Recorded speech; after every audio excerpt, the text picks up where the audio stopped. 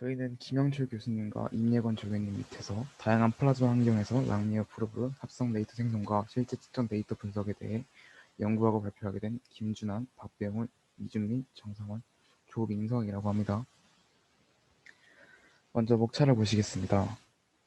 먼저 연구를 하는 데 앞서 알아야 할 지식인 서론과 이론적 배경을 알아본 뒤 저희가 모델링한 그래프와 측정한 데이터를 기반으로 한 그래프를 비교한 후 저희가 얻은 결과에 대해 설명드리겠습니다. 그 후에 개선 방향성과 사후 연구 계획 그리고 참고 문헌에 대해 설명드리겠습니다. 현대 사회에서는 저온 플라즈마가 여러 방면에서 이용되고 있습니다. 저온 플라즈마란 1에서 2 일렉트릭 볼트 정도 되며 수십만 켈빈에 해당하고 준중성을 가지며 집단적 행동을 하는 기체를 말합니다. 여기서 준중성이란 전자와 양이온으로 구성되어 있음에도 거시적으로 보았을 때 중성의 상태를 띈다는 말인데요. 이 영상은 디바이 차폐로 설명할 수 있습니다. 디바이 차폐는 뒤에 나오는 디바이 거리와 함께 다시 설명하겠습니다. 저희는 이렇게 널리 사용되는 플라즈마를 진단할 예정입니다. 진단법은 화면에 보이는 자기적 진단법, 굴절률 진단법, 방사광 진단법, 선복사 진단법, 탐침 진단법을 비롯하고 여러 진단법이 있는데 저희는 이 중에서 탐침 진단법을 사용하여 플라즈마를 진단할 예정입니다. 그럼 진단을 하는 과정에서 이상적인 IV 캐릭터리스틱을 그리고 휘스의 두께를 고려한 어드밴스드 모델을 제시하며 실험 결과 얻은 IV 캐릭터리스틱을 분석하고 플라즈마의 물리학을 파악하며 실험 결과와 합성 데이터를 비교하여 차이점을 파악한 후 더 나은 모델을 구상하는 것이 저희 연구의 목적입니다. 더 자세한 내용은 후에 나온 내용들과 함께 묶어서 다시 설명하겠습니다.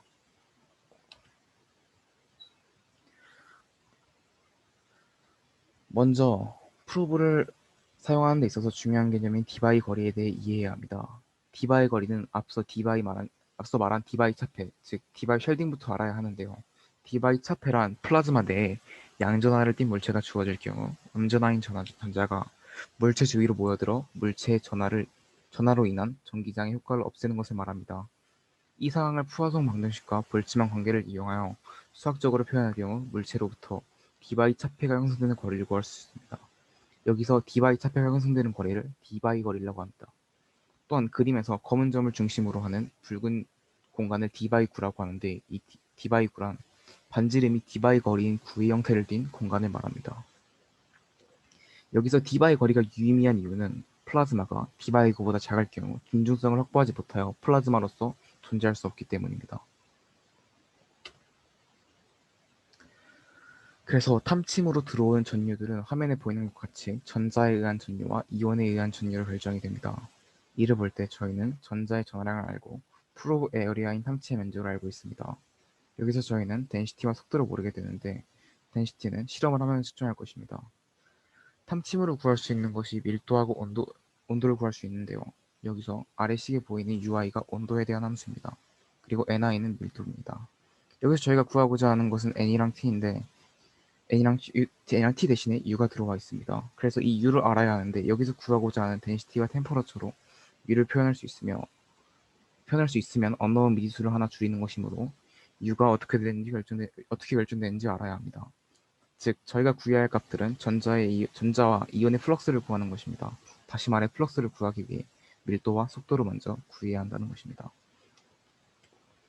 그것을 결정하는 게 바로 이 봄 크리테리언입니다. 앞서 말했듯이 봄 크리테리언을 통해서 덴시티와 템퍼러처로 UI를 표현하여 언노운 미지수를 하나 줄일 수 있게 됩니다.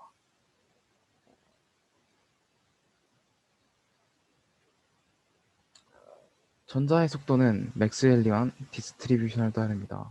이를 이용해 맥스웰리안 디스트리뷰션의 속력을 곱하여 플라즈마와 벽 사이에 포텐셜 차이 이상의 에너지를 가진 것을 적분한 것이므로 일렉트론 큐런트를 구할 수 있습니다. 실질적으로 저희는 이렇게 전자 속도 분포까지 고려했을 때 잘린 맥스웰리안 모델을 이용하여 전자의 속도를 구해낼 수 있습니다. 이 모델을 바탕으로 저희는 화면에 보이는 것처럼 랭미어 프로브 IV 캐릭터리스틱 합성 데이터를 만들 수 있었습니다. 그러나 여기서 문제점이 발생하게 됩니다. 데이터를 만들었는데 실제 합성 데이터가 리얼 데이터와 비교했을 때 전율 값이 차이가 크게 발생합니다. 여기서 문제가 있다는 것을 알고 이론과 실제 데이터의 차이를 줄여야 했습니다. 차이를 줄이려면 먼저 차이가 발생하는 이유부터 알아야 했습니다. 차이가 발생한 이유는 쉬스에 의한 풀 오브 에어리아의 변동 때문에 이러한 문제가 발생하는 것이었는데요. 그래서 저희는 풀 오브 에어리아를 수식적으로 표현할 수 있어야 했습니다. 쉬스의 두께는 보이시는 바와 같이 디베트 랭스, 바이어스 포텐셜, 그리고 전자의 온도를 변수로 하는 함수로 표현됩니다. 여기서 쉬스란 플라즈마가 용기 벽과 프로브 같은 물체를 마주하고 있을 때 물체의 포텐셜이 플라즈마 포텐셜에 비해 상대적으로 낮을 때 발생하는 현상을 말합니다. 그래서 아까 설명한 이 세 변수에 대해서 세 변수를 알기 위해서는 저희는 쉬스 두께를 저희가 알고 있는 주어져 있는 미지수인 밀도와 템퍼러처를 표현할 수 있습니다. 그래서 저희는 저희가 알지 못하는 미지수인 쉬스의 두께를 원래 기존에 알고 있었던 템퍼러처와 밀도로 표현하여서 미지수를 늘리지 않고 쉬스의 두께까지 고려하였습니다.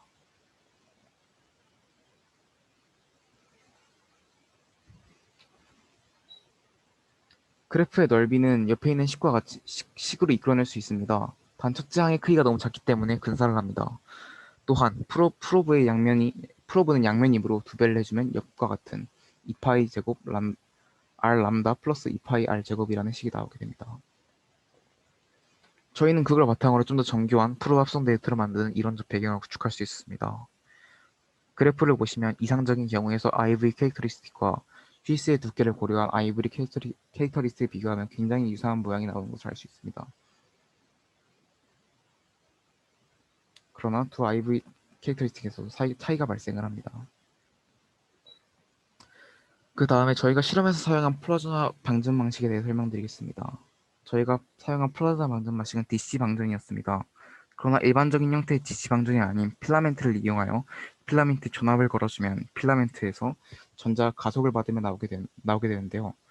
여기서 나온 전자는 나아가며 중성입자와 부딪혀 두 개의 전자와 한 개의 이온으로 분리됩니다.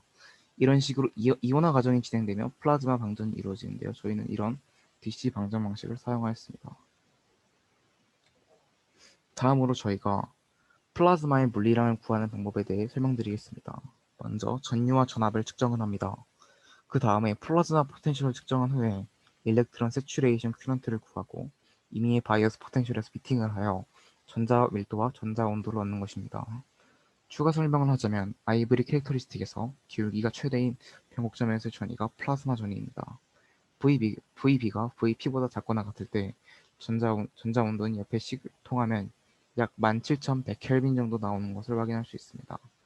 또한 포화 전자 전류식에 대입해 전자 밀도를 구하면 약 1.03 곱하기 10의 17승이 나오는 것을 알 수 있습니다. 그 후 위 전자 온도와 전자 밀도를 저희가 제작한 모델에 대입을 하게 되면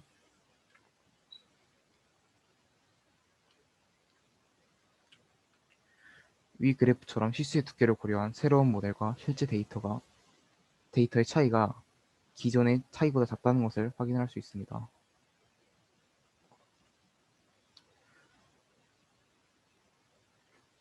연구 결과 기존에 존재하던 모델을 통한 IV 캐릭터리스틱과 실제 실험 결과 오차가 꽤 존재했습니다.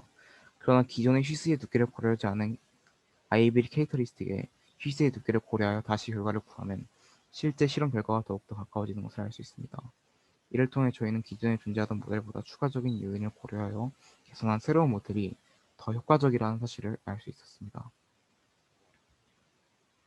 다음으로 개선 방향성과 사후 연구 계획에 대해 설명하겠습니다. 먼저 실제 실험 결과에서 일렉트론 세츄레이션 큐런트의 세기가 일정하지 않은 요인을 알아보고 보정할 수 있으며 플라나 프로브뿐만 아니라 다른 기하학적 모양의 프로브로 실험을 한 결과에 대해 식을 만들 수 있습니다. 여기 나오는 문헌들은 전부 저희가 연구하면서 참고한 문헌들입니다. 이상으로 발표를 마치겠습니다. 네, 잘 들었습니다. 질문 있으신 분들은 5분 동안 자유롭게 마이크 켜고 질문해 주시면 됩니다. 네, 저 질문이 있는데요. 네, 해주세요. 네, 발표를 해주신 것 같은데 제가 이해를 잘 못한 것 같은데 처음에 랑미어 탐심을 사용해서 이제 진단을 한 거랑 그 다음에 아이디얼한 케이스랑 비교를 했던 것 같거든요. 네. 근데 그 아이디얼한 케이스에서의 저 IV 캐릭터리스틱스를 어떻게 했는지 일단 그거를 이상적인 경우를 어떻게 얻는지가 일단 궁금하고요. 그 다음에 두 번째로는 이상적인 경우가 있다면 왜 굳이 랑미어 탐침을 이용해서 새로운 방법을 고안해야만 하는지, 그냥 이상적인 경우를 사용하면 안 되는지 그게 좀 궁금합니다. 네, 대답해 드리도록 하겠습니다. 먼저 저희가 이 이상적인 경우가 있는데 왜 보정을 했는지에 대한 내용은 일단 저희가 이 연구를 하는 목적 자체가 직접 실험을 통해서 플라즈마를 진단하지 않더라도 이제 합성 데이터를 통해서 플라즈마의 물리량을 구할 수 있다는 데 의의가 있거든요. 그래서 저희가 컴퓨터 이 데이터를 합성해서 그린 그래프가 실제 실험 결과에 가까울수록 더 좋은 결과물이겠죠. 근데 이제 이상적인 그래프 같은 경우에는 지금 화면의 왼쪽에 나타난 이 식을 통해서 이 프로브의 넓이가 2파이R 제곱일 때를 상정해서 이 그래프를 그린 것입니다.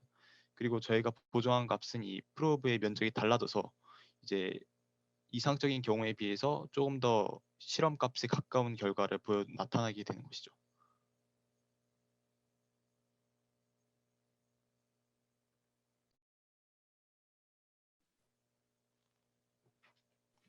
답변이 저도 되셨나요?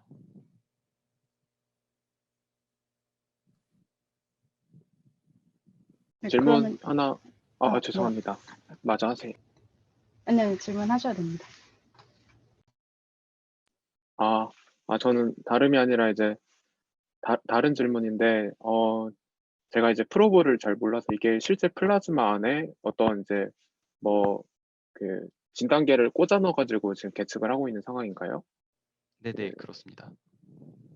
그렇게 되면은 만약에 좀, K스타 같은 이제 핵융합로 실험 장치 같은 데에도 이러한 진단 방법을 사용할 수 있을지에 대해 좀 궁금해서 여쭤보고 싶어요. 저희가 앞서서 처음 도입부에서 설명을 했다시피 이 탐침을 이용한 플라즈마 진단법 자체는 이제 저온 플라즈마에서 사용할 수 있는 방법입니다. 그래서 고온 플라즈마인 핵융합로에서는 어떤 방식을 사용하는지는 잘 모르겠지만 문헌에서 얼핏 본 바로는 고온 플라즈마에서의 플라즈마 그 진단 방식은 좀 다른 것으로 알고 있습니다. 네, 감사합니다. 저 혹시 이게 좀 흥미로워서 질문 한 개만 짧게 해도 될까요? 네네. 그러면 저온 플라즈마에서 이 탐침을 직접적으로 꽂아 넣어서 측정을 한다면 이 측정 장비 자체가 플라즈마에 어떤 팩터에 영향을 주지는 않나요? 예를 들어 커런트라든지 뭐 그런 것들이 영향을 받을 수가 있을 것 같은데 그런 부분은 없는지 좀 궁금합니다. 네, 이 삽입한 탐침에 의해서 이제 생기는 게 그 아까 저희가 설명했던 그 쉬스와 같은 그런 물리적 현상이 발생하고요. 그런 거를 저희가 보정을 함으로써 플라즈마에 대한 직접적인 정보를 이제 얻을 수 있습니다.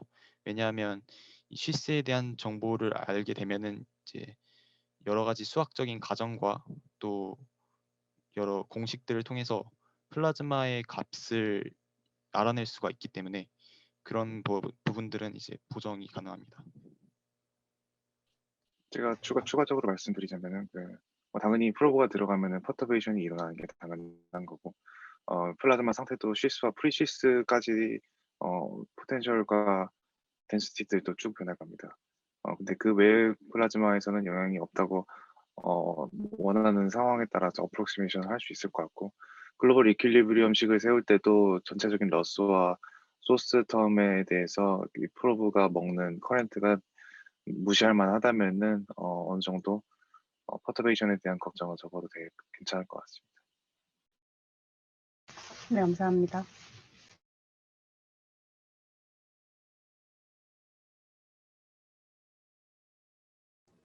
네, 혹시 더 질문 있으신가요? 네, 없으시면 질의응답 여기까지 마무리하도록 하겠습니다. 학생분들은 짧게 소감 한마디씩 해주세요. 저부터 말하자면 이번에 코로나 때문에 등교를 못하게 되어 심도 있게 무언가를 공부하거나 연구할 기회가 없었는데 이번에 프리-URP에 참석하게 되어가지고 좋게 마련된 환경에서 만족스럽게 공부와 연구를 한 것 같습니다.